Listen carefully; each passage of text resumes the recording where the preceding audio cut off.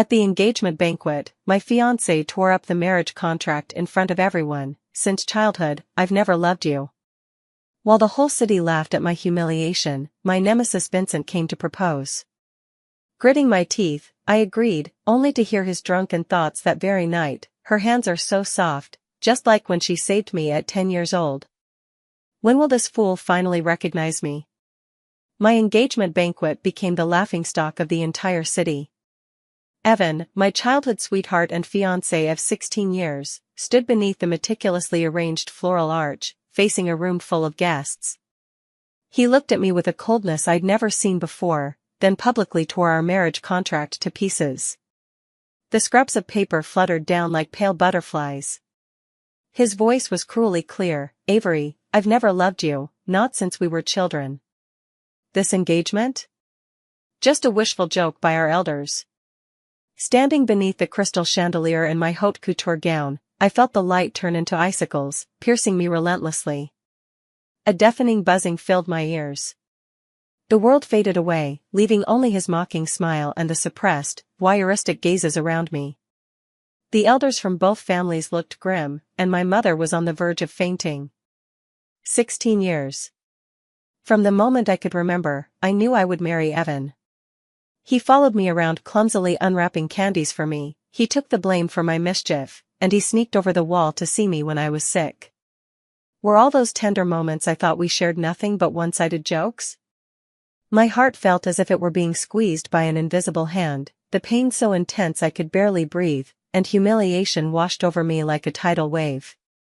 I dug my nails into my palms, using every ounce of strength to maintain my last shred of dignity and keep the tears from falling. I couldn't cry, not now, not in front of these people. Just as the entire hall fell into deathly silence, with all eyes, filled with sympathy, pity, or schadenfreude, fixed on me, waiting to see how I would handle the situation, the heavy doors of the banquet hall were abruptly flung open with a loud bang. A tall, straight-backed figure strode in against the light, his steps lazy yet exuding an undeniable aura. It was Vincent. The only son of the Sterling family, my lifelong rival. We'd fought over business, bickered endlessly, and exposed each other's secrets since childhood, each eager to trample the other into the dirt.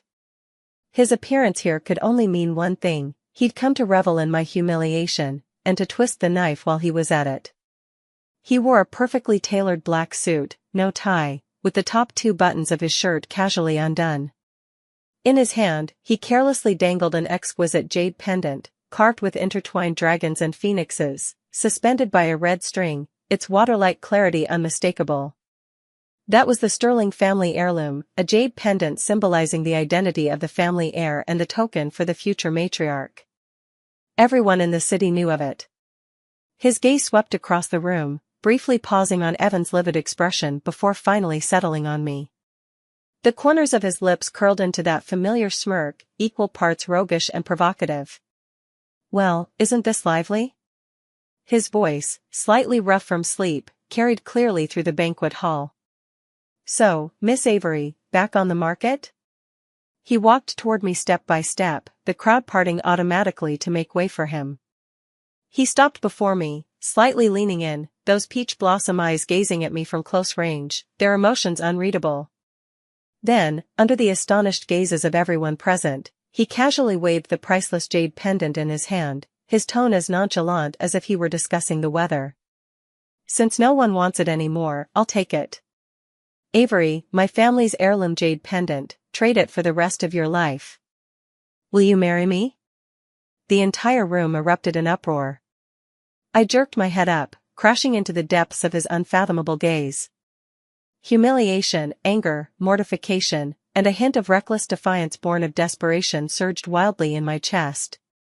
Evan publicly calls off the wedding, and Vincent proposes on the spot? What is this? An even bigger joke? I know Vincent hates me, just as much as I hate him. By doing this, he simply wants to trample the dignity of me and the Thornhill family once more, using this extreme method to declare his victory. I stared at him, my teeth nearly drawing blood from my lower lip. My nails dug deep into my palms, pain keeps me somewhat clear-headed. Accepting him would instantly make me the city's biggest topic of gossip, confirming the ugly truth that Avery can't live without a man. Not agree? The torn pieces of our marriage certificate still lay scattered on the floor, Evan's doing. My current isolation and humiliation were already undeniable facts. In that split second, a mad idea flashed through my mind. Rather than staying here to endure Evan's pitying gaze, and everyone else's, why not throw myself into another obvious pit of fire? At the very least, that bastard Vincent was giving me a chance to strike back right here, right now. At least I could wipe that fake, tender look off Evan's face. I took a deep breath, swallowing the lump in my throat and steadying my trembling. I forced my voice to sound calm, even deliberately nonchalant, sure. I reached out and snatched the pendant hanging midair from him. The icy touch instantly seeped into my skin. Vincent, remember what you said today.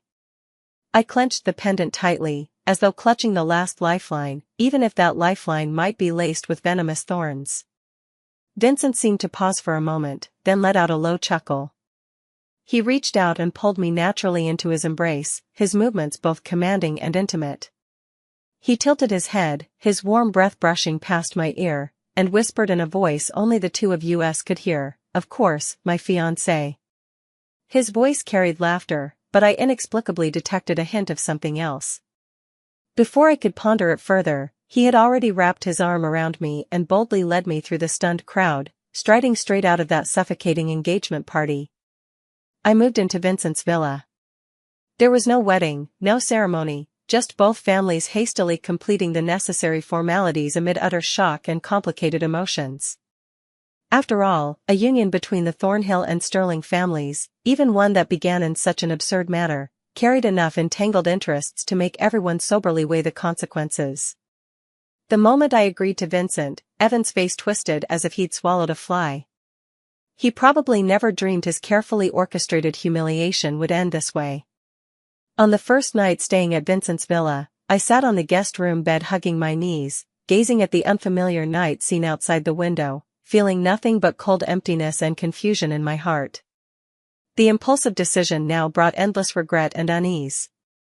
How would Vincent and I get along from now on? Continue fighting to the death? Or maintain a superficial marriage? Footsteps sounded outside the door. Vincent had returned.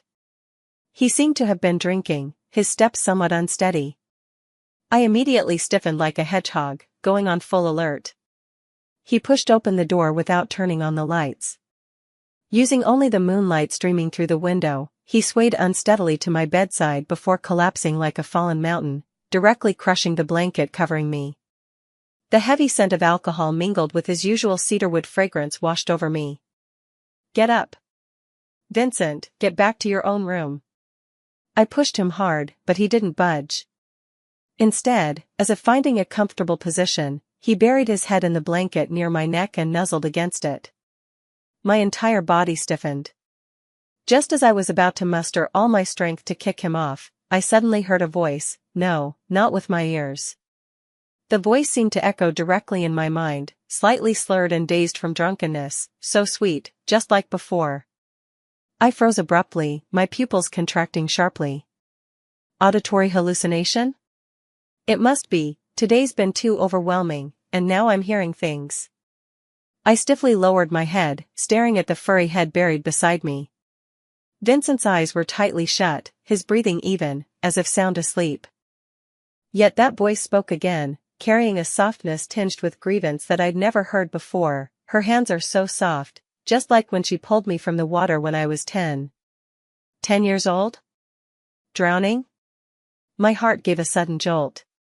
That summer when I was 10, I did rescue a drowning boy by the pond behind my hometown's mountain.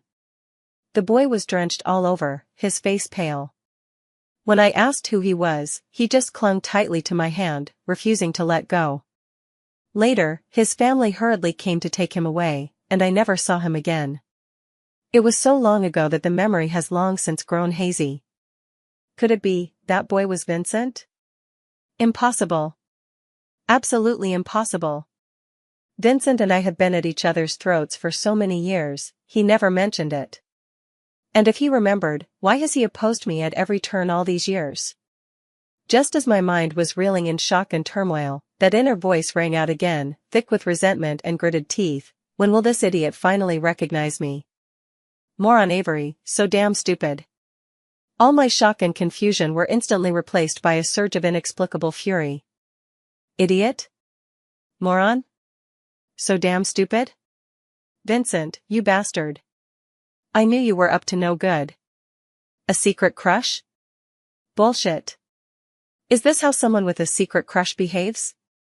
Ever since we were kids, how many times has he tripped me up? How many projects has he snatched from me? Fuming, my chest heaved as I glared at his handsome face sleeping soundly beside me. I could practically feel my palm itching to slap him awake and demand an explanation. So when he proposed today, it wasn't just to humiliate me, but because he had ulterior motives? Because he remembered that childhood incident? But what kind of logic is that? Repaying a debt? Or is this his twisted way of showing affection through bullying?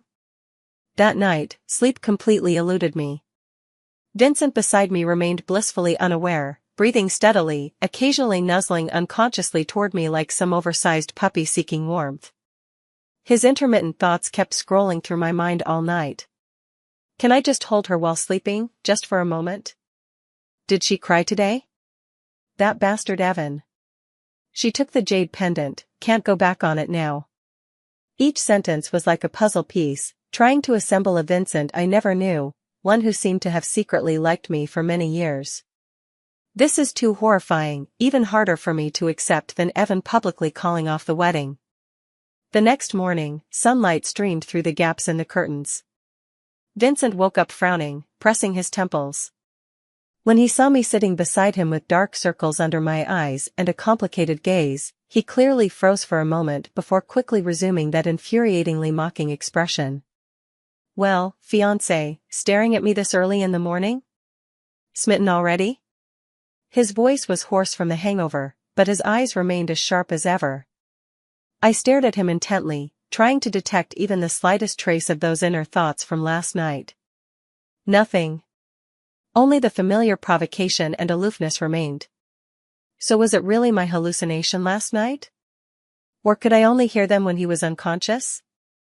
Vincent, I spoke, my voice hoarse from staying up all night. That summer when you were 10, did you ever fall into a pond?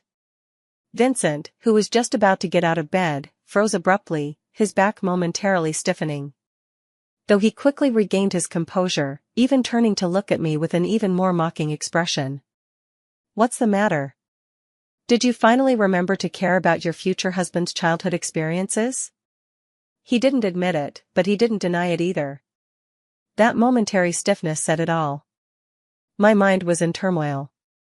So it's true. That boy really was him, and he really remembers. But why won't he admit it? Why does he still treat me like this? Just then, that familiar inner voice abruptly sounded again, with a barely noticeable trace of nervousness. Why is she suddenly asking about this? Does she remember? No, her expression isn't right. Stay calm, Vincent, don't panic. Looking at his composed and even mocking expression while hearing his panicked inner voice, I was overcome by an absurd feeling. Taking a deep breath, I decided to test him. I stood up and walked over, tilting my head back to look at him. He towered over me by more than a head, usually exuding an intimidating presence, but now I knew his inner turmoil far surpassed his calm facade. I reached out and gently straightened his crooked shirt collar. The gesture was completely out of character for our usual interactions. Vincent froze completely, his pupils contracting slightly as he instinctively leaned back, though the tips of his ears rapidly flushed a faint shade of red. His Adam's apple bobbed as he spoke in a slightly strained voice, "What are you doing?" Meanwhile, his mind was already screaming internally, "She touched me? What's going on? Did she snap from the stress? Did Evan piss her off so badly she lost her mind? But, her hand is so soft, can she touch me again?" I forced back the twitching at the corner of my mouth, withdrew my hand, and feigned calm as I said, "What's the matter? Isn't this how it should be between fiancés?" Vincent looked at me with a complicated gaze, as if scrutinizing a monster. "Avery, are you okay?" I'm fine, I replied, turning toward the bathroom. Never better. Closing the door, I stared at my exhausted yet strangely exhilarated face in the mirror, finally unable to hold back, and let out an extremely conflicted expression. Vincent has a crush on me. This realization was like a thunderbolt, blasting open a bizarre, dazzling crack in my otherwise bleak and hopeless world. The days that followed became incredibly thrilling. Vincent and I began an extremely bizarre cohabitation. On the surface, we still maintained our old dynamic of sworn enemies, like needles meeting wheat-ons. We'd fight over the last piece of bacon at the breakfast table, knives and forks clashing. We'd trade sarcastic barbs for half an hour over who used whose towel by mistake. In business meetings, we'd engage in fierce eye battles across the long conference table, neither yielding an inch. But secretly, I could clearly hear all his contradictory inner thoughts. For instance, when I accidentally spilled coffee on his expensive suit. Outwardly he was furious. Avery, are your eyes on the back of your head? This is a limited edition. But internally he was screaming, ah. She touched me on purpose. Even if it was by spilling coffee. Does this count as some kind of physical contact? This suit can never be washed. I'm framing it. Or when I worked late and fell asleep in the study. He would nudge my chair lightly with his foot while grumbling, hey, go sleep in your room if you're tired. Don't drool all over my documents. Yet his movements were incredibly gentle as he carried me to the bedroom and carefully tucked me in. Her inner monologue, those dark circles are so ugly. But he looks quite docile when asleep. That blind Evan. Like when he saw me shaking hands with a male representative from a partner company. Outwardly, he appeared completely unperturbed, even managing to exchange pleasantries politely. While internally, a volcanic eruption was underway. Why grip so tight? Trying to break his hand? That guy's sleazy smile clearly shows he's no good. How dare brainless Avery smile at him? I'm buying out his company the moment we get back. I had no choice but to gradually adapt, amidst our heated arguments, to simultaneously receiving his mental barrage of frantic justifications for me and secret compliments like even angry, you're still so beautiful. The feeling was absolutely thrilling. But it also led me to uncover a massive secret. Evan's broken engagement wasn't a spur-of-the-moment decision, it had been planned long in advance.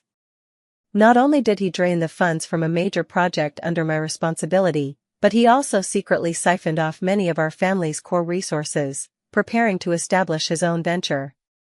He even conspired with several rival companies, aiming to completely destroy my family.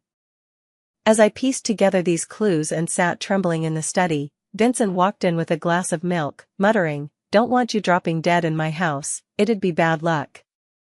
But when he saw my pale face, he frowned. "What's wrong?" "You look like the sky's fallen," he said, his tone still sharp. Before I could speak, I heard his inner voice, "Who bullied her again?" "Evan? That bastard, I'm going to tear him apart." I looked up at his deliberately impatient face and, for the first time, didn't argue with him. Instead, I asked hoarsely, "Vincent, just hypothetically, if I wanted to take down Evan, would you help me?" Vincent clearly froze for a moment, then scoffed and slammed the milk down in front of me. "Help you? Avery, is this how you ask for favors? Help? Of course I'll help. I'll destroy him. Beg me. Quick, say dear Vincent, please, I beg you." His mind was screaming frantically. Looking at his under a yet expectant expression, I suddenly found it a bit amusing, and the icy fear in my heart dissipated somewhat. "Oh, never mind then." I lowered my head and continued reviewing the documents. "I can manage on my own." "Why aren't you following the script?" After holding back for a few seconds, he said gruffly, "Considering our families are cooperating now, it'd be troublesome if your stupidity got you killed and dragged me down. Tell me what you need." I couldn't help but let the corners of my mouth twitch upward before quickly suppressing it. "Thanks." Humph. With Vincent's overt and covert assistance, my actions against Evan went much more smoothly. Vincent used his family's connections and channels to help me obtain many crucial pieces of evidence. We even set a trap to lure Evan in, preparing to completely expose him at an upcoming industry summit. During this process, my relationship with Vincent underwent a subtle change. We still bickered, but the hostility gradually transformed. It became more like a tacit understanding, a form of flirtation. At the very least, in his increasingly unconcealed inner thoughts, I could hardly bear to look at his outwardly tsundere demeanor of "I can't stand the sight of you." The night before the industry summit, feeling a bit nervous, I stood on the balcony for some fresh air. Vincent walked over and handed me a can of beer. "Nervous?" He leaned against the railing, gazing at the distant nightscape. "A little." I took the beer and had a sip. The night breeze brushed past, creating an unusually peaceful atmosphere. "Vincent," I suddenly remembered the question that had been on my mind, "if you remember everything from our childhood, why have you been opposing me all these years?" Vincent turned his head to glance at me, the moonlight casting faint shadows across his face. After a moment of silence, he scoffed, "Who remembers such trivial things from so long ago? Going against you? I just couldn't stand the sight of you. If I didn't oppose you, how else could I get your attention? Because I was afraid you'd see that from the moment I pulled you ashore, you were the only one in my eyes. Because I got used to staying by your side this way." His inner voice, deep and clear, carried a trace of tenderness and helplessness that was hard to notice. My heart felt as if something had gently bumped into it, sour and astringent, yet with a strange sweetness. I turned my head to look at his sharply defined profile, and for the first time, I didn't feel angry at his words that contradicted his heart. Instead, I had an inexplicable urge to expose him. "Really?" I lightly shook the beer can, "But I think I'm starting to remember. That little boy by the pond, scared like a drowned rat, clinging desperately to my hand and refusing to let go." Vincent suddenly turned to look at me, a flash of panic crossing his eyes before being quickly masked by forced composure. "You're remembering wrong." "She remembers? Damn it, damn it. My image is ruined." Watching his slightly reddened earlobes, I couldn't help but laugh. "Maybe." I didn't press further, just tilted my head back and finished the remaining beer. "Be careful tomorrow." Vincent stared at my smiling face, momentarily dazed, then awkwardly looked away with an unnatural expression and uttered a quiet "hmm." "She looks so beautiful when she smiles." At the industry summit. Before all the professionals and media present, I publicly revealed Evan's embezzlement and theft of trade secrets. The room erupted in shock. Evan turned deathly pale, trying to defend himself, but his words were powerless against the irrefutable evidence. His reputation was in ruins, and he was about to face legal consequences. Before security dragged him away, he glared at me with venomous hatred. "Avery, do you really think Vincent likes you? He's just using you to destroy me. To take down the Thornhill family. Just wait, your fate won't be any better than mine." I stood straight-backed, staring at him with an expressionless face. Yet my heart wasn't as calm as it appeared. After all, this was someone I'd once given my sincere feelings to. Seeing things come to this pass inevitably stirred some melancholy within me. At that moment, Vincent stepped forward, shielding me from Evan's venomous gaze. He said nothing, merely raising his hand to lightly rest on my shoulder. The gesture wasn't particularly gentle, still carrying traces of his characteristic dominance. Yet in that instant, the strength conveyed through that touch felt unshakably solid. Evan was taken away. The summit continued, but everyone's eyes seemed to linger subtly on me and Vincent. I whispered, "Thank you." Vincent scoffed, withdrawing his hand and slipping it back into his suit pocket, returning to his usual rebellious demeanor. "Don't flatter yourself. I just found him annoying." My hand's numb, her shoulders are so bony. Should have punched Evan a couple more times. Let this be a lesson to anyone who dares bully her again. Listening to his inner monologue and watching his awkward profile, I suddenly realized this stubborn, sharp-tongued rival of mine wasn't so detestable after all. In fact, he seemed kind of cute. That night, Vincent seemed to be in an exceptionally good mood and had a few extra drinks with some important clients. When he got home, he was drunk again, even more so than on the night of the engagement party. He followed me straight into my guest room, flopped onto the couch, closed his eyes, and furrowed his brow slightly as if he'd fallen asleep. Helpless, I went to get him a glass of water. Just as I turned around, I heard him murmur, this time not in his thoughts, but in reality, a drunken whisper, Avery. I froze mid-step. So stupid. I gritted my teeth, suppressing the urge to kick him off the couch. But I think I've liked you since I was 10. My heart skipped a beat violently. All the blood in my body seemed to rush to my cheeks. The room was so quiet that only his heavy breathing and my drumming heartbeat remained audible. He turned over as if sinking into deeper sleep, his subsequent words becoming indistinct. But I'd already heard them. The most genuine, most direct confession. Not through those inner thoughts I could secretly overhear, but spoken aloud by him himself. Even if it was when he wasn't fully conscious. I stood frozen in place for a long time. Looking at that man on the sofa, stripped of all his thorns and defenses, completely vulnerable, I couldn't help but recall all the chaotic, bizarre, and tumultuous moments we'd shared since we first met. A wave of unprecedented, complex, and overwhelming emotion finally broke through all my defenses and doubts. I walked over to the sofa, crouched down, and gazed closely at his sleeping face.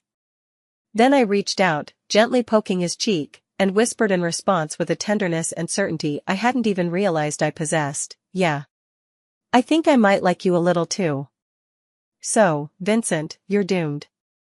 The moonlight was serene, casting a silvery glow across the entire room. The moment the words "I think I might like you too" escaped my lips, I froze in shock myself.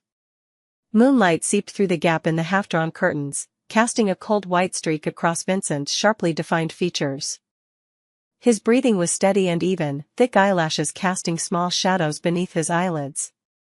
Those usually mocking or calculating peach blossom eyes were now peacefully closed, unexpectedly revealing a rare glimpse of innocence and harmlessness. My heart was pounding so violently it felt like it might leap out of my throat. My fingertips still tingled with the lingering warmth of his skin from when I'd touched his cheek. It burned a little. What had I just said? That I liked him? Liked Vincent? This realization made my scalp tingle, and I practically fled in panic from the guest room. The door slammed shut behind me with a bang as I leaned against the cold wood, gasping for breath. It must be the exhaustion from tonight messing with my head. Yes, that has to be it. I slapped my cheeks hard, trying to shake off the eerie palpitations and the unnatural heat on my face. Yet my mind kept uncontrollably replaying Vincent's drunken murmur, his earlier contradictory thoughts, and that hand on my shoulder, firm and unyielding, when he stepped in front of me. An unprecedented chaos. I barely slept that night. The room next door was eerily quiet. Vincent must have passed out drunk. I spent the hours teetering between how could I possibly like Vincent, and but it seems he's really liked me for years, my sanity hanging by a thread. The next morning, I stumbled out of my room sporting 2 massive dark circles under my eyes, ready to forcibly reboot myself with iced coffee. In the dining room, Vincent was already seated, dressed in a simple white t-shirt and gray sweatpants, his hair still slightly damp as if he'd just showered after his morning run. He was engrossed in financial news on his tablet, a black coffee resting beside him. At the sound of my footsteps, he looked up. Our eyes met. The air froze for an instant. My chest tightened, and I instinctively held my breath. Would he remember last night? Even just a little? Vincent's gaze lingered on my face for 2 seconds, his brows furrowing almost imperceptibly before settling back into that infuriatingly lazy expression he always wore. TCH, he set down his tablet and took a sip of coffee. Did you stay up all night being a thief? Or have you finally grown a conscience and lost sleep over all those times you tripped me up? His tone, expression, and gaze were exactly as usual. That familiar mix of provocation and casual mockery. The tightly wound string in my heart inexplicably loosened by half, but what followed was a twinge of disappointment I hadn't even realized I'd been feeling. so he really didn't remember. Maybe that's for the best. I took a deep breath, forcing myself into battle mode, pulled out the chair and sat opposite him, picked up a slice of toast and spread butter on it vigorously. You're overthinking it. I was just strategizing how to take back that East City project you snatched from me before. It's perfectly normal to lose sleep over it. Vincent let out a scoff, set down his coffee cup, leaned slightly forward, and looked at me across the table with a hint of amusement in his eyes. Oh? And did you come up with anything? Trade secret, I mumbled through a mouthful of toast. Those dark circles are hideous. Did I scare her last night? That bastard Evan, his inner voice carried a hint of barely noticeable irritation and concern. My chewing slowed. See, this was exactly it. On the surface, we were at each other's throats, yet his thoughts told a completely different story. This stark contrast made every interaction with him feel like simultaneously watching a performance and reading the script. What are you staring at? Vincent seemed to notice my gaze and raised an eyebrow. You've got something on your face. I lied without batting an eye. What? He instinctively raised his hand to touch his face. A bit unsightly, I added. His mind was filled with question marks. Is she not awake yet? Or is she insulting me? I lowered my head, using my coffee to hide the uncontrollable upward curve of my lips. This feeling of being the only one who knew the truth while watching him perform alone didn't seem half bad. The mess left behind by Evan's downfall was even worse than imagined. Not only had he drained the projects under my responsibility, but he also exploited his former position in the group to expose several potential financial loopholes and regulatory violations. The company's stock price plummeted continuously, and its reputation suffered severe damage. My father seemed to age 10 years overnight, while my mother spent her days in tears. Internal morale was in turmoil, and several uncles who had long coveted the succession rights began maneuvering behind the scenes. I had to muster all my focus and throw myself into this tough battle to save the family business. Surprisingly, Vincent didn't stand idly by. In fact, he spared no effort in helping. He no longer merely provided information and channels discreetly but began openly mobilizing the resources of the Sterling family conglomerate to intervene. Capital, connections, projects, in an assertive and unquestionable manner, he deepened the intertwined interests of Thornhill Group and Sterling Group. On the surface, his reasoning was, Avery, you're my nominal fiancé now. If your family collapses, it won't do my family any good. Our stock prices will take a hit too. But I knew it wasn't just that. Because I could hear him. During those lengthy, suffocating board meetings, when those old foxes cornered me until I turned pale, he would suddenly speak up, using the most cutting yet composed tone, to dismantle their arguments point by point, redirecting the hostility toward himself. A bunch of old farts, picking on a little girl, what kind of heroes are you? Look how pale she is, can she even hold up? I'll deal with those troublemakers when we get back. Late at night in the study, when I was overwhelmed by mountains of documents, he would just happen to pass by, tossing me a box of stomach medicine or a cup of hot milk, muttering, "Don't die on my watch," and then casually point out a few fatal flaws in my proposal. This idiot woman, always pushing herself. This data is wrong, TSK, guess I'll have to step in. Hands are so cold, is the heater in the study broken? He was like a prickly guardian angel, building an invisible barrier around me in his uniquely sharp-tongued and unyielding way, deflecting most of the overt and covert attacks aimed at me. I grew accustomed to his presence.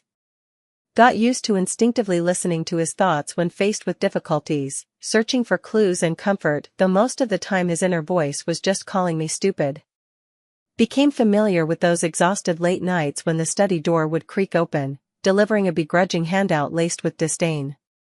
Our bizarre mutual understanding deepened day by day. Until that afternoon when an anonymous package arrived at my doorstep. Inside was a stack of photographs.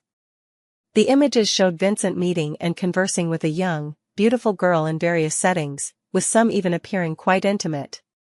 The girl seemed to come from an affluent family, exuding an air of elegance. Attached was a printed note, Do you really think Vincent is helping you? He's just using you to stabilize the situation so he can smoothly take over Thornhill Group. He's already engaged to the heiress of Ravenscroft Group. My blood ran cold in an instant.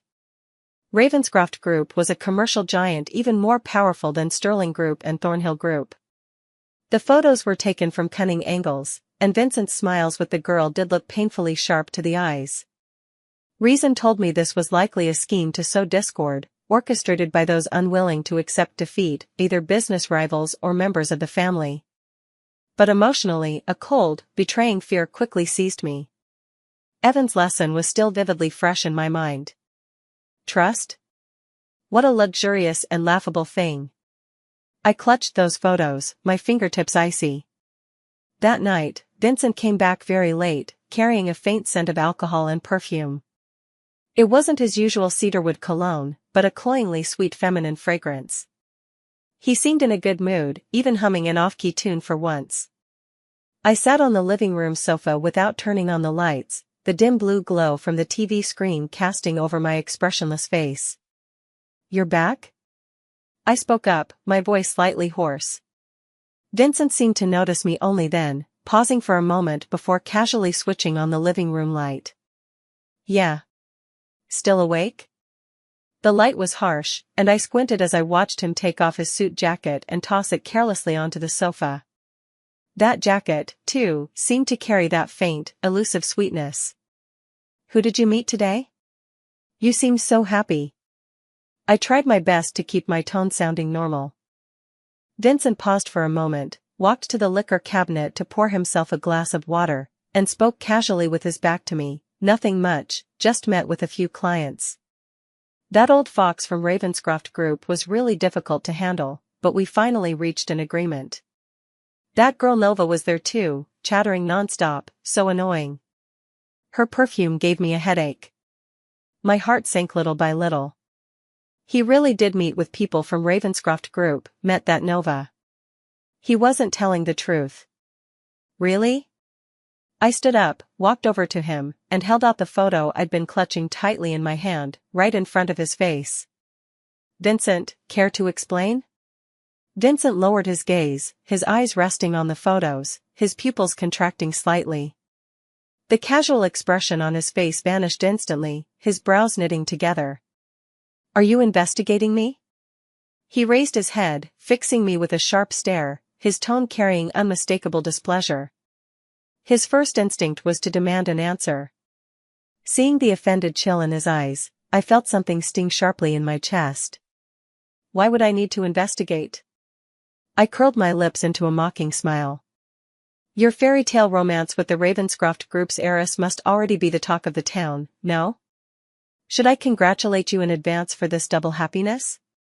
Not only have you gained actual control of the Thornhill Group, but you've also climbed onto the high branch of the Ravenscrofts? Vincent's face darkened completely. He snatched the photos, crumpled them into a ball, and threw them into the trash bin, his voice icy. "Avery, what the hell is going through your mind all day? A business marriage? Do you think everyone is like Evan? Then tell me, what's the meaning of these photos? And what about the perfume scent on you?" I looked up at him, my nails digging deep into my palms, struggling to keep my voice from trembling. "You said you were meeting a client, wasn't it the chairman of the Ravenscroft Group and his daughter?" Vincent stared at me with a complex gaze, anger, disappointment, and a trace of exhaustion I couldn't decipher. After a few seconds of silence, he took a deep breath, suppressing his fury as he said, "Yes, I met with the Ravenscroft Group's boss and his daughter. But this talk of a marriage alliance is nonsense. Nova and I only met a few times as kids, and today was just a coincidence." As for the perfume scent, he tugged irritably at his tie. "She accidentally spilled wine on me. She doesn't trust me. In her eyes, I'm no different from Evan. What's the point of explaining? She wouldn't believe me anyway." His inner voice carried a heavy, almost suffocating weight of resignation and self-mockery. I looked into his eyes, now filled with anger and a wounded emotion, listening to those low murmurs in his heart. The previous fury and fear of betrayal suddenly deflated like a punctured balloon, dissipating bit by bit. In its place emerged a deeper sense of bewilderment and heartache. What was I doing? Because of a few photos with ambiguous angles, because of an anonymous package of unknown origin, I so easily doubted him, denied everything he had done for me and my family during this time? Had Evan truly scarred me so deeply? Had I become so paranoid that I would even push away someone who genuinely cared for me? Avery, Vincent said coldly when I remained silent, his tone laced with a distant finality. If you can never trust me, then there's no point in continuing this charade between us. With that, he turned to leave. In that fleeting moment as he turned away, I clearly heard his last inner thought, trembling with something close to brokenness: forget it. Hearing it felt like a blunt knife slicing mercilessly through my heart. Vincent. The words burst from me almost involuntarily, and I instinctively grabbed his wrist. He paused but didn't turn back. I could feel the strong pulse of his wrist against my palm, along with the stiffness in his body. The living room was filled only with our heavy breathing and the insignificant background noise from the TV. I opened my mouth, my throat tight. The words "I'm sorry" and "I believe you" rolled on the tip of my tongue, over and over, but somehow, I couldn't voice them. All my pride, stubbornness, and the fear of getting hurt again wrapped around me like an impenetrable net. I held onto his hand, refusing to let go, yet unsure how to move forward. In the suffocating stalemate, I heard the faintest, almost imperceptible sigh from deep within him. Then, slowly, bit by bit, he withdrew his wrist from my grasp. Without giving me another glance, he walked straight to the study and closed the door. A soft thud echoed. Like an invisible barrier, it rose once again between us. I stood rooted to the spot, staring at my empty hand and that tightly shut study door, feeling nothing but icy numbness creeping through my body. This time, I'd really messed up. That study door stood like a cold boundary marker, separating Vincent and me into two different worlds. That night, I remained on the living room sofa, frozen in the posture of having my hand shaken off, for what felt like an eternity. The rowdy variety show blaring from the TV couldn't dispel the chill in my heart. My fingertips still seemed to retain the warmth of his wrist, the pulse beneath his skin, and, most painfully, the resolute force with which he'd pulled away in the end. Forget it. These words, along with that heavy sigh in his heart, played on an endless loop in my mind like a cursed mantra. Had I truly gone too far? Because of Evan's betrayal, had I become so paranoid, like a hedgehog, lashing out indiscriminately at anyone who tried to get close? Especially Vincent, someone whose words were sharp, yet who had repeatedly pulled me out of the abyss with his actions. Those photos, that anonymous package, they were full of holes. I could have calmed down, investigated more carefully, or at the very least, approached him in a gentler way. Yet I chose the most hurtful path: doubt, mockery, equating him with Evan. Curled up on the sofa, my face buried in my knees, a wave of unprecedented regret and self-loathing washed over me. The atmosphere in the villa hit rock bottom over the next few days. Vincent stopped his sarcastic remarks and rarely even spoke to me. We became like two strangers living under the same roof, deliberately avoiding each other's schedules. Even when we occasionally crossed paths in the dining room or living room, he would pass by expressionlessly, refusing to spare me even a glance. He still left early and returned late, no longer carrying unfamiliar perfumes but an inescapable air of exhaustion. The study light often remained on until the small hours of the morning. I knew the Thornhill Group crisis was far from over, he was still running around dealing with the mess. But this time, he no longer shared any updates with me, nor did he casually point out mistakes in my proposals. The fragile bond between us, woven from inner voices and silent understanding, seemed severed by my own hand. I tried to speak, wanting to say something, even a stiff thank you or I'm sorry. But every time I saw his cold, aloof profile, all words stuck in my throat. Pride and guilt waged a fierce battle within me. Until that afternoon, when I had no choice but to seek him out in his study to confirm a tricky contract detail, the first time I'd stepped into his territory since our Cold War began. The study door was slightly ajar. I knocked, but there was no response from inside. After a moment's hesitation, I gently pushed it open. Vincent wasn't there. The desk was piled high with documents, the computer screen still illuminated, with a half-finished cup of cold coffee beside it. My gaze inadvertently swept across the screen, and my heart skipped a beat. What was displayed on the screen wasn't a crisis management document for the Thornhill Group, but rather a meticulously prepared, entirely new proposal for that project in the East End, the one we had previously fought over. Beneath the title of the proposal was clearly marked, Avery Edition. I froze, instinctively taking a few steps closer. This proposal is far more polished and incisive than the one Vincent snatched from me before, the one he mocked as full of holes. Not only does it address all the oversights in my previous version, but it also incorporates many forward-thinking and aggressive strategies I'd never considered. With detailed data and airtight reasoning, it's practically tailor-made for me, guaranteeing my victory in the upcoming rebidding process. Beside this document lies an open encrypted folder. I catch glimpses of several file titles: Thornhill Group Financial Vulnerability Remediation Plan, Cleanup Strategy for Evans' Remaining Faction, Post-Crisis Media PR Guidance. Each one targets the most critical pain points Thornhill Group currently faces. My breathing grows rapid. So, his early departures and late returns these days, the light burning late into the night in his study, the lingering exhaustion between his brows, none of it was because he was distancing himself from me or scheming how to arrange a marriage alliance with the Ravenscroft Group. But because he was silently clearing away every obstacle, for me, for the Thornhill Group. Even the project I had been longing to reclaim, he. Just then, footsteps sounded outside the study. I snapped back to reality, flustered as if caught red-handed, hastily retreating from the study and gently closing the door behind me, my heart pounding wildly in my chest. Leaning against the cold wall, I raised a hand to cover my eyes, an aching heat surging uncontrollably. Vincent. You hypocritical bastard. Knowing the truth and seeing Vincent's icy demeanor now feels completely different. He was no longer my enemy, but a sulky, secretly infatuated person who masked his hurt and efforts with indifference. This realization made my heart feel like it was soaking in warm water, sour and soft, with an inexplicable hint of sweetness. I began trying to break the stalemate. For example, after he pulled another all-nighter, I would prepare a pot of nourishing millet porridge in advance, leaving it in the kitchen's insulated pot with a note bearing a simple smiley face. The first time, he showed no reaction, leaving the porridge untouched. The second time, the thermal pot was empty, and the note had been tossed into the trash.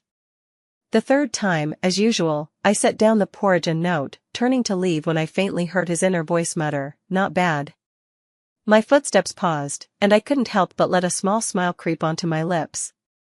For example, I would casually handle some problems he had secretly solved for me in places where he could see, then mutter to myself with feigned surprise, "Huh?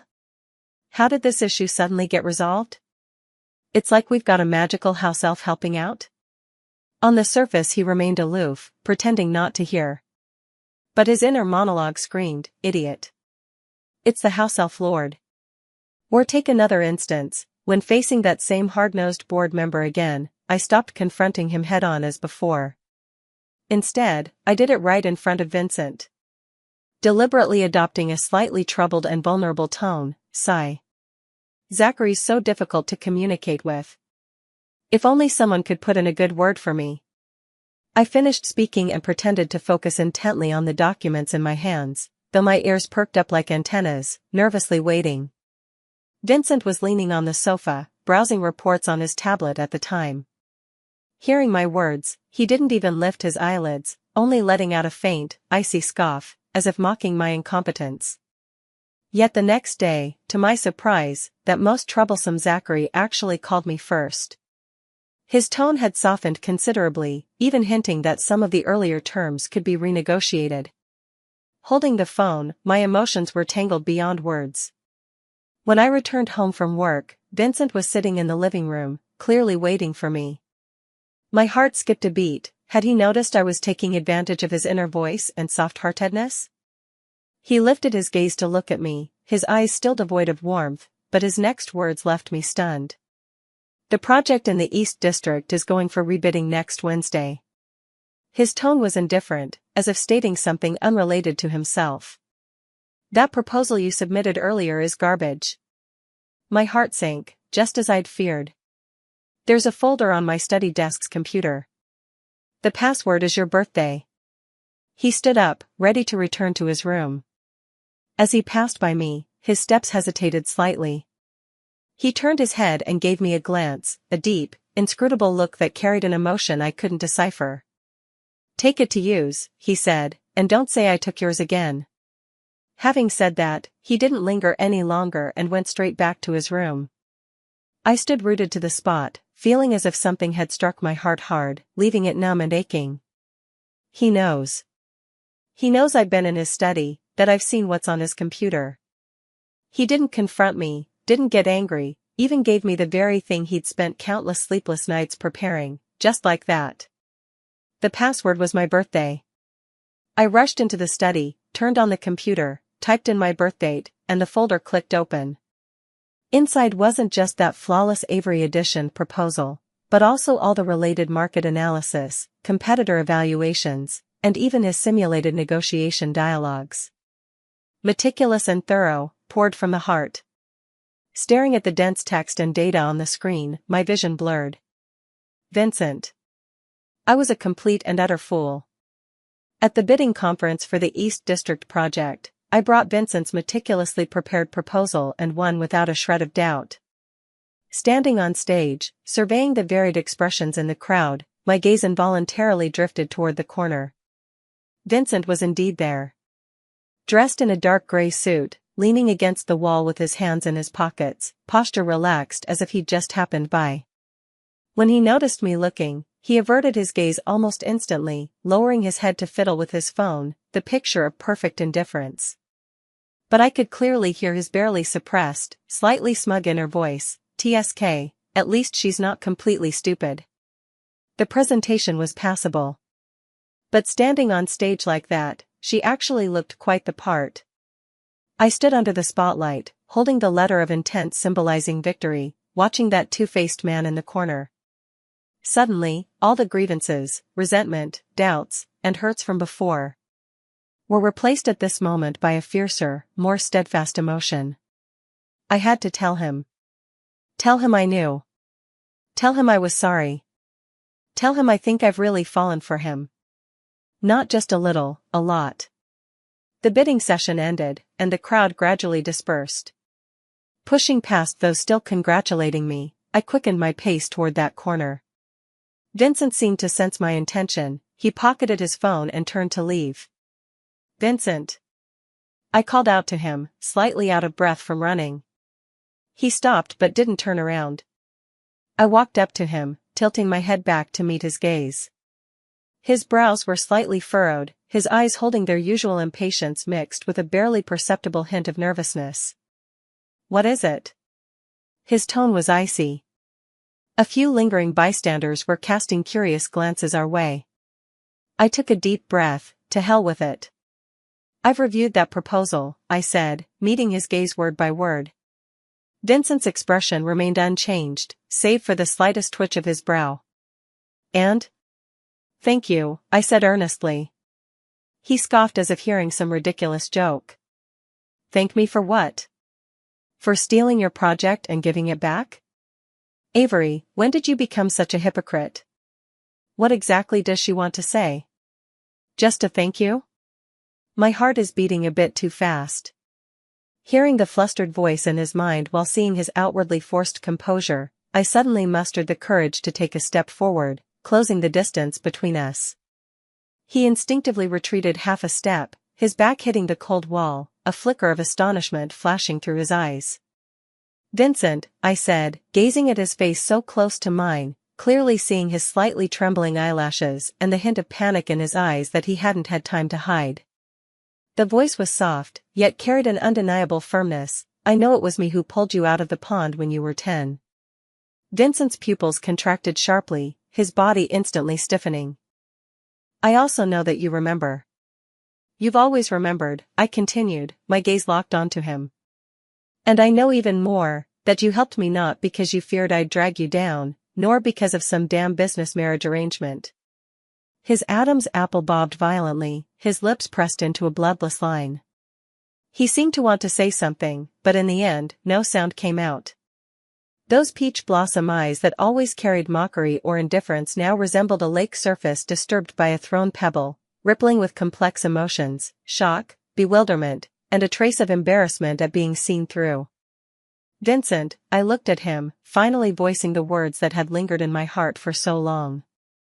My voice carried a barely perceptible tremor, yet it was exceptionally clear. "I'm sorry, I was too foolish to recognize you until now. And also..." I paused, feeling my cheeks burn, but forced myself to maintain eye contact. "I think I've fallen for you. Not because you helped me, nor out of guilt. Just fallen for you, this stubborn, soft-hearted, awkward rival of mine." Time seemed to stand still at that moment. All the clamor around us faded away, leaving only him and me in this quiet corner, close enough to hear each other's breaths. Vincent froze completely. He stared at me, his eyes filled with disbelief and a nearly overflowing, ecstatic glow. The hard, icy shell that had encased him for years finally showed distinct cracks at this moment. He opened his mouth as if to say something, but no sound came out. And then, I heard it. The most genuine, scalding confession, turbulent as a tsunami, that had surged uncontrollably from the depths of his heart. She knows everything. She said, she likes me? Is it true? Am I not dreaming? Fuck. That word fuck was like a stone thrown into a still lake, rippling wave after wave of chaos in my mind.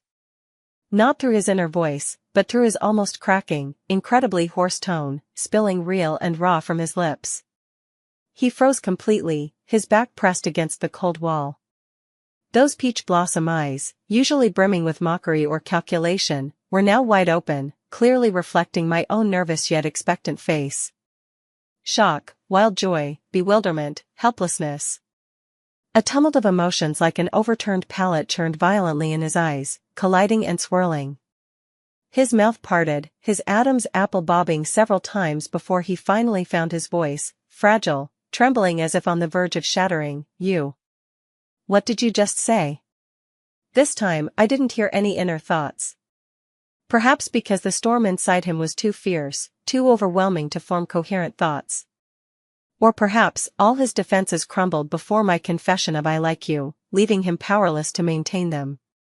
Seeing him in such complete disarray, all my previous tension and anxiety suddenly dissipated, replaced by a bittersweet tenderness that nearly melted my heart. I took another step forward, almost pressing against him, and tilted my head up to meet his frantic gaze without flinching. Slowly and clearly, I repeated, I said, "Vincent, I like you. Did you hear me?" His breathing grew abruptly heavier, his chest rising and falling sharply. In his tightly fixed gaze, a nearly scorching light erupted, like a long-dormant volcano finally reaching its moment of eruption. "You." His voice was hoarse, filled with cautious, almost disbelieving inquiry. "How could you? When did you?" I knew what he wanted to ask. He wanted to know how I had learned all this, wanted to know when I had started liking him. But now wasn't the best time to explain the bizarre ability of mind reading. Moreover, I didn't want this to define the beginning of our relationship. I reached out and gently grasped his hand, which hung stiffly at his side, trembling slightly. His fingers were long and slender, his knuckles prominent, now icy cold to the touch. "Does it matter?" I grasped his hand, trying to convey some warmth through my touch, and said softly while looking into his eyes. "What matters is that I know now. I know you're a hypocritical bastard, I know you've secretly liked me for years, I know all the things you've done for me behind my back. Vincent, aren't you going to say something?" The hand I held suddenly trembled violently, then immediately turned the tables by gripping mine forcefully, almost fiercely. The strength was so great it even caused me some pain. But in his eyes, that last trace of uncertainty and panic completely dissipated through this tight grip, replaced by a profound, scorching and unwavering affection that had settled deep within him. His other hand rose, with a barely perceptible tremor, and gently cupped my cheek. The warmth of his fingertips seeped through my skin, scalding in its intensity. "Avery." He whispered my name, each syllable wrenched from the depths of his chest, heavy with the weight of years and rough with emotion. "You're such an idiot."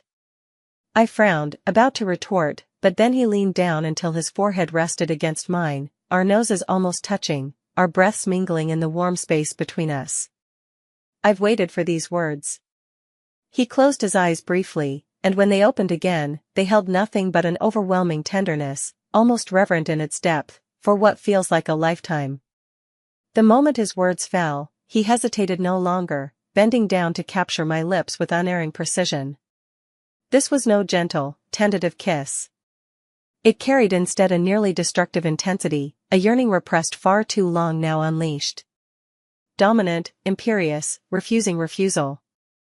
As if he meant to devour me whole, to merge my very being into his flesh and blood. My mind went blank, every sense overwhelmed by this sudden assault. His lips carried a faint coolness while his breath burned feverish against me, that distinctive cedarwood scent mingling with faint tobacco as he ruthlessly breached my defenses, conquering territory after territory. I could feel his trembling hands cradling my face, could feel his fingers whitening from their desperate grip on me. I could feel everything contained in this kiss, years of restraint, the bittersweet ache of unrequited love, the grievance of being misunderstood, and now the immense joy of having what was lost returned. Clumsy yet utterly sincere. Rough yet carrying the carefulness of treasuring something precious. My initial stiffness gradually melted away in his nearly desperate passion. Closing my eyes, I began responding awkwardly. My hands unconsciously reached for his shoulders, clutching the crisp fabric of his suit. Feeling my response, his body tensed momentarily before the kiss deepened into something more lingering and tender, filled with a satisfaction that bordered on choking back tears. In the dimly lit corner, faint voices seemed to drift from afar, but everything grew hazy and distant. In this world, it felt as though only the two of us remained, along with this long overdue kiss that confirmed everything between us. How long it lasted, I couldn't tell, only when we were both breathless did he slowly pull away, though his forehead still pressed against mine, his breathing ragged and hot against my flushed cheeks. Neither of us spoke, simply gazing into each other's eyes at such close range, calming our racing hearts and uneven breaths. His eyes were like a sky full of stars, dazzlingly bright, reflecting clearly my own flushed face and slightly swollen lips. Then, I heard his inner voice, the one that had disappeared for a moment, resound again with a relieved, almost choked-up softness. "It's real, not a dream. Avery is mine." I looked at him and couldn't help but laugh, though my eyes grew warm.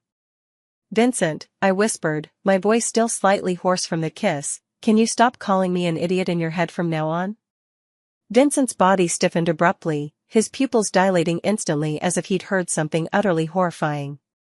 His hands, which had been cupping my face, trembled slightly as he stared at me in disbelief. You can hear?" Looking at his thunderstruck expression, I finally couldn't hold back and burst out laughing, with a hint of mischievous triumph. "What else?" I raised an eyebrow. "How do you think I discovered you're this thunderous secret admirer?" Vincent's face visibly flushed a light pink at breakneck speed, spreading all the way to the tips of his ears. His expression, a mix of shock, embarrassment, and the despair of "my image is ruined," was truly a sight to behold. Since when?" he asked through gritted teeth. "Probably." I deliberately drew out my words, enjoying his nervous expression. "Starting from the engagement party night when you got drunk and collapsed on my bed?" It seemed he instantly recalled all those shameful thoughts from that night. His entire face turned completely red, even his neck flushing crimson. He abruptly released me, took a step back, and covered his face with his hands, letting out a weak, nearly broken groan. "Fuck." This time, it was a real curse filled with shame and fury. Watching him look like he wanted to disappear into the ground, I only laughed even more heartily. So this is what Vincent is like when he sheds all pretense and shows his true self, utterly adorable. The atmosphere became incredibly on our way back to the villa. Vincent was driving while I sat in the passenger seat. His eyes were fixed on the road ahead, his expression solemn, but the tips of his ears remained tinged with a faint, lingering blush. His fingers gripped the steering wheel so tightly that his knuckles turned slightly white. Meanwhile, I was in an excellent mood, the corners of my lips curled in an irrepressible smile. From time to time, I'd glance sideways at him, enjoying the flustered tension beneath his feigned composure. So, I deliberately drawled out the word, breaking the silence in the car, "Her hand is so soft, just like when she saved me at 10, A faint screech, the sound of tires lightly scraping against the ground. Vincent abruptly slammed on the brakes, then quickly released them, causing the car to jolt slightly. He took a deep breath, practically grinding his teeth as he said, "Avery, shut up. Time to silence the witness. Should I jump out of the car now? How much did she actually hear?" His internal monologue was flooding with panic again. I suppressed my laughter so hard my shoulders trembled. And also, when will this idiot finally recognize me? I continued reading aloud at a leisurely pace. Stupid Avery, utterly clueless? Vincent's profile was tightly drawn, his jawline appearing particularly pronounced from clenching his teeth. He abruptly turned the steering wheel, pulling the car to the side of the road before turning to glare at me with a ferocious intensity. "Avery!" He practically spat my name through gritted teeth. I met his gaze fearlessly, even tilting my chin up in challenge. "What? You dare think it but not own up to it?" He stared at me, his chest rising and falling several times. Those peach blossom eyes churned with a mix of embarrassment, frustration, and a hint of resigned indulgence. Suddenly, he leaned in, his arm resting on the back of my seat, enclosing me within his presence. His eyes narrowed dangerously as he said, "Yeah, I thought about it, so what? Not only did I think about it, but I also..." Before he could finish, he kissed me again. Unlike the previous kiss in the corner, which was filled with venting and confirmation, this one carried a clear tone of punishment and aggression, deeper, more lingering, and far more skilled. Dizzy from his kiss, I finally managed to gasp when he released me, breathlessly accusing, You ambushed me." Vincent looked at my glistening lips and dazed expression, a hint of triumphant amusement flashing in his eyes. His earlier embarrassment seemed to have faded considerably. He reached out, brushing his thumb lightly across the corner of my lips, his touch carrying an unprecedented intimacy and possessiveness. From now on, his voice was husky, leaving no room for argument, "You're only allowed to hear the good stuff." My heart skipped a beat, but my mouth refused to surrender. "That depends on your performance." He chuckled softly, settling back into the driver's seat and starting the car.